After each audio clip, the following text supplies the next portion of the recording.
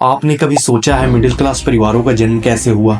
इतिहास में वो कौन से बदलाव थे जिन्होंने इसे जन्म दिया, और वो कौन से लोग हैं जो नहीं चाहते मिडिल क्लास कभी एलाइट क्लास बने?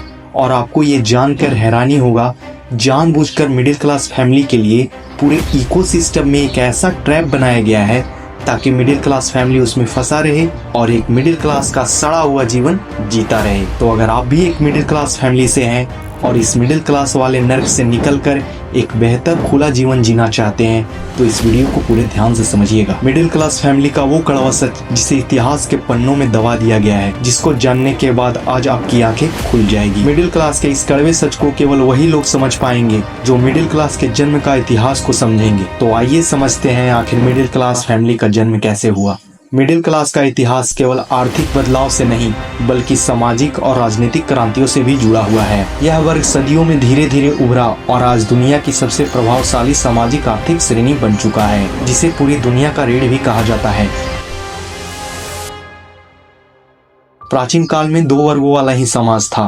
पहला शासक और धनवान वर्ग, जिसमें राजा, जमींदार, कुलीन परिवार और व्यापारी शामिल थे। दूसरा गरीब श्रमिक और किसान वर्ग, जो मेहनत तो करता था लेकिन संपत्ति के नाम पर उनके पास कुछ नहीं था, और ऐसे लोग केवल राजा और जमींदार के यहाँ श्रम करके अपना जीवन यापन करते थे। रोमन साम्राज्य, भारतीय, मौर्य और गुप्त साम्राज्य और चीन के हान राजवंश में भी यही दो वर्ग मुख्य रूप से मौजूद थे। समाज में कोई मध्यम वर्ग नहीं था क्योंकि आर्थिक अवसर सीमित थे। अगर आपने इतिहास पढ़ा होगा तो आपको याद होगा 5वीं से 15वीं सदी का दौर, जब कारीगरों और व्यापारियों का उदय होने लगा। इस दौर में कारीगरों और व्यापारियों ने मिलकर अपना एक समूह बनाया। उस समूह का मुख्य उद्देश्य व्यापार को फैलाना और अपने सदस्यों और व्यापारियों की रक्षा करना था, जिसे इतिहास में हम गिल्ड सिस्टम के नाम से जानते हैं। और व्यापारियों और कारीगरों के इसी गिल्ड सिस्टम से मिडिल क्लास का जन्म हुआ। व्यापारियों को अपना माल पूरी दुनिया में बेचना था। इसके लिए उनको बहुत सारे लेबरों की जरूरत थी, क्योंकि पहले तकनीक इतना विकसित नहीं हुआ था। अगर आप सबने सिल्क रोड का इतिहास पढ़ा होगा तो आप सब जानते होंगे, सिल्क रोड प्राचीन व्यापार मार्गों का एक नेटवर्क था जो चीन, मध्य एशिया, भारत, पर्सिया, अरब और यूरोप को आपस में जोड़ता था। इस मार्ग का मुख्य रूप से रेशम, मसाले, कीमती पत्थरों, धातुओं, कांच, कपड़ों, औषधियों और अन्य मूल्यवान वस्तुओं के व्यापार के लिए किया जाता था। बड़े बड़े व्यापारी लोगों को एक बड़े झुंड को न्यूनतम वेतन देकर लेबर के रूप में इस्तेमाल किया करते थे। लेबरों का ये झुंड बड़े बड़े जानवरों जैसे ऊंट, घोड़े, याक, बैलगाड़ी और बड़े बड़े समुद्री नौकाओं के द्वारा व्यापारियों का माल एक जगह से दूसरे जगह ले जाते थे। लेबरों को तो वेतन दिया जाता था, लेकिन उतना ही दिया जाता था जितना में वो केवल खा सके और जी सके।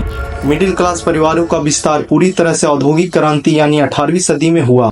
इस सदी में व्यापारी बड़े बड़े कारखाने शहरों में लगाने लगे और गांव के लोग अपने अपने गांव को छोड़कर शहर के बड़े बड़े कारखानों में काम करने लगे। सब कुछ सही चल रहा था दोस्तों, लेकिन तभी व्यापारियों के मन में एक बहुत बड़ा डर सताने लगा। व्यापारी चाहते थे उनका ये काम ऐसे ही चलता रहे, मिडिल क्लास लोग न्यूनतम वेतन पर उनके यहाँ लेबर के रूप में काम करते रहें और उनका कोई कंपटीटर ना हो।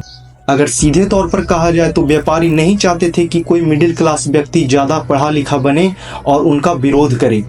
इसलिए जब लॉर्ड मैकाले ने 1835 ईस्वी में भारतीय शिक्षा प्रणाली को हटाकर ब्रिटिश शिक्षा प्रणाली पेश किया तो इसका विरोध पूरे भारत में होने लगा, लेकिन व्यापारियों ने इसका विरोध बिल्कुल भी नहीं किया। ब्रिटिश ने भारतीय शिक्षा प्रणाली जो गुरुकुल, नालंदा, तक्षशिला विश्वविद्यालयों पर आधारित थी उसे हटाकर एक गुलामी वाला शिक्षा प्रणाली लाया, जिसमें केवल और केवल गुलाम बनकर नौकरी करना और गुलामी वाला जिंदगी जीना था।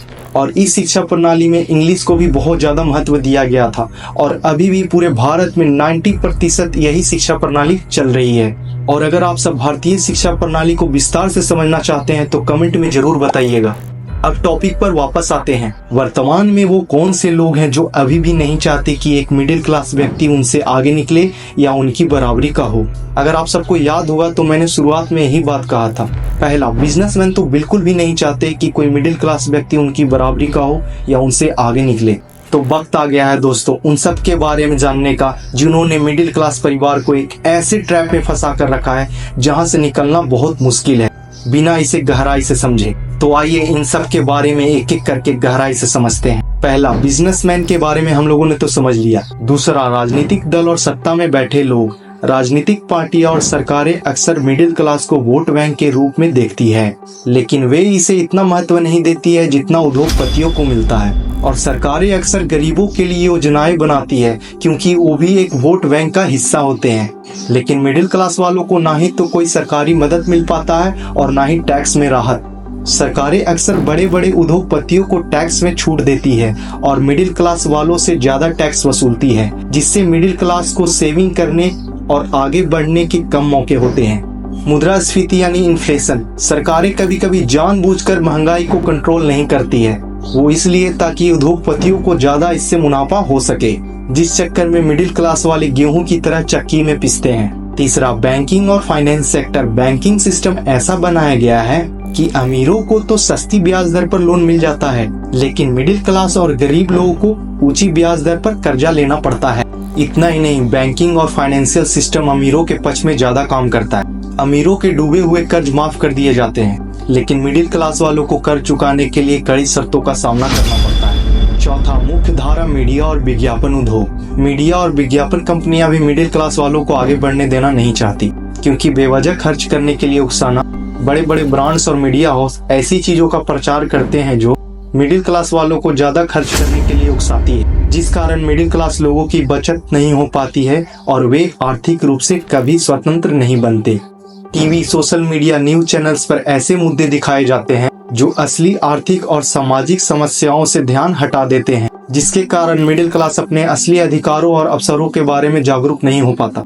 पांचवा, शिक्षा और नौकरशाही। सरकारी नौकरियों में आरक्षण और प्राइवेट सेक्टर में सीमित अवसर होने के कारण मिडिल क्लास वालों को नौकरी लेने में कठिनाई होती है।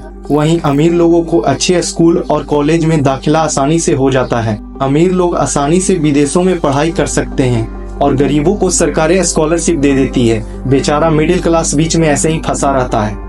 ऐसे में सवाल उठता है, क्या मिडिल क्लास इन सारी समस्याओं से बच सकते हैं? हाँ, अगर मिडिल क्लास सही फाइनेंशियल प्लानिंग करे, तो खुद को लगातार शिक्षित करे और अपने अधिकार के लिए खड़ा रहे, तो वह इन बाधाओं को पार कर सकता है। अब सवाल यह है, आप मिडिल क्लास से आगे बढ़ने के लिए क्या कर रहे हैं? कमेंट सेक्शन में नीचे अपनी राय जरूर दें। मैं मिस्टर सिसोदिया मिलता हूँ ऐसे ही नेक्स्ट इंफॉर्मेटिव वीडियो में। तब तक के लिए आप सबको मेरा प्यार भरा नमस्कार।